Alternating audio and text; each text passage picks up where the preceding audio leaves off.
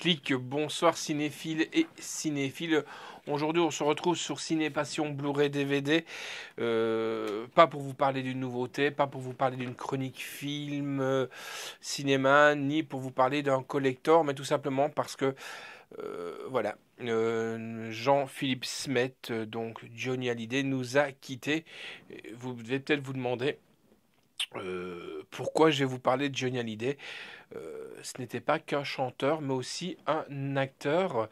Et il a fait quand même 24 films, sans compter les apparitions dans certains films, ce qui n'est déjà pas mal. Donc, comme vous savez, dans Ciné Passion Blu-ray DVD, on rend hommage aussi aux acteurs défunts. Et voilà, je le considère aussi comme un acteur, tout en sachant aussi que j'ai eu l'occasion de le voir sur scène. Mais bon, ça c'est autre chose. Donc, Jean-Philippe Smet, lui, il est né le 15 juin 1943 à Paris. Il est né pendant la guerre. Il faut savoir qu'il a été abandonné par ses parents. Donc, voilà. Et malheureusement, comme vous le savez, il est décédé ce 6 décembre 2017 à...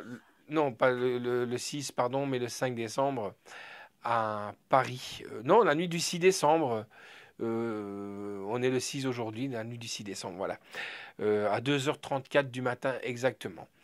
Euh, que dire? Ben voilà, il est décédé à l'âge de 77 ans. Il a fait énormément donc, de choses musicales et de films.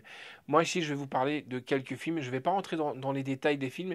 Je vais juste vous donner quelques titres de films. Enfin, je vais vous donner toute sa filmographie et va apparaître à chaque fois. Et je remercie le slasher. C'est un travail d'orfèvre qu'il a fait, un travail de recherche pour retrouver les jaquettes d'origine et tout ça, parce que je ne possède pas tous les films de Johnny Hallyday.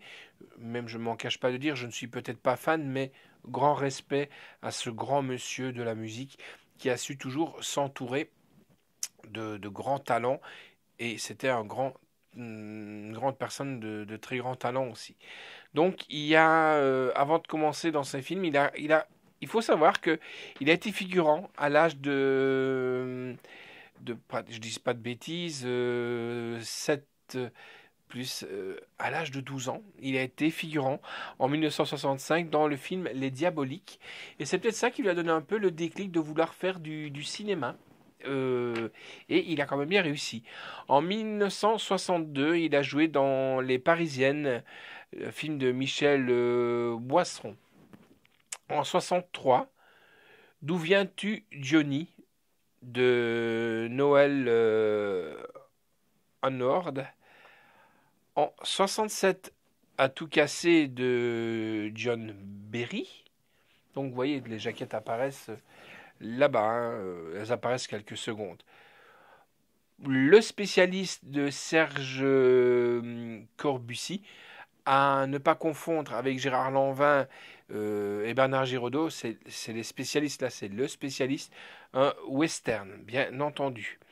Point de chute de Robert Hossein, grand Robert Hossein, 72.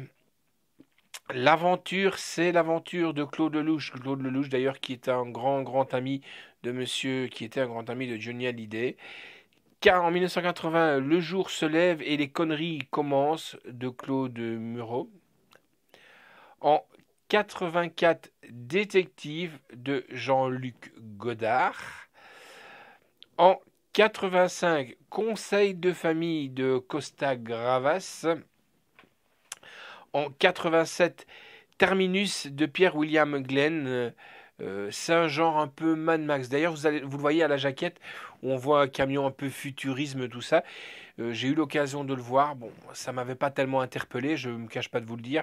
Mais c'est un film qu'on peut encore trouver assez facilement. En 90, et alors là, par contre, ça, si vous l'avez, c'est un super collector. Ça s'appelle Le Triangle de Fer, The Iron Triangle.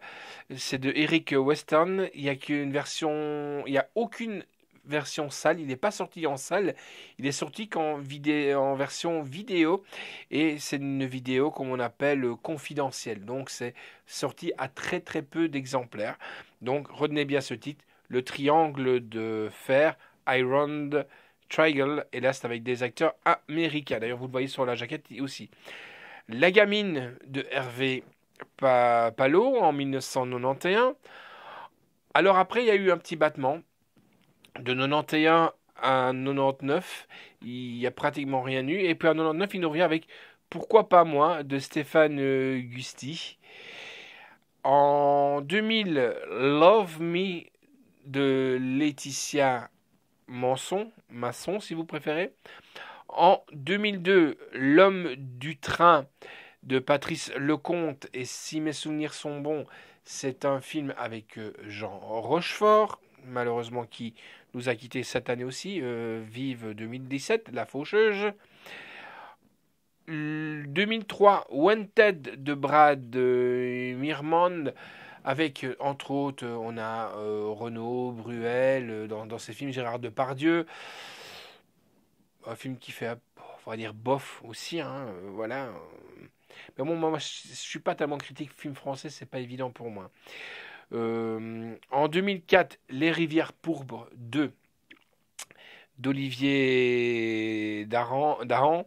Superbe film que je vous conseille avec Jean Reno, grand ami aussi de Johnny Hallyday, hein. Malheureusement, il n'apparaît pas sur la jaquette, comme vous pouvez le constater, mais il est dans le film aussi.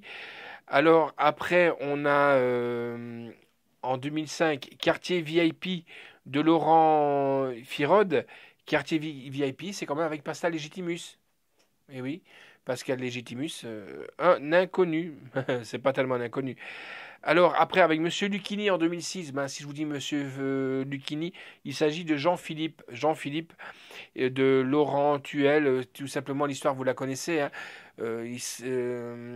Lucchini qui se réveille, qui est super fan de Johnny Hallyday, et voilà, il se prend pour Jean-Philippe Smets. Jean-Philippe Smets qui est Johnny Hallyday, c'est un peu zarbi, voilà. Mais bon, c'est l'histoire de Johnny Hallyday, c'est vraiment bien. En 2009, là, on a La Panthère Rose 2.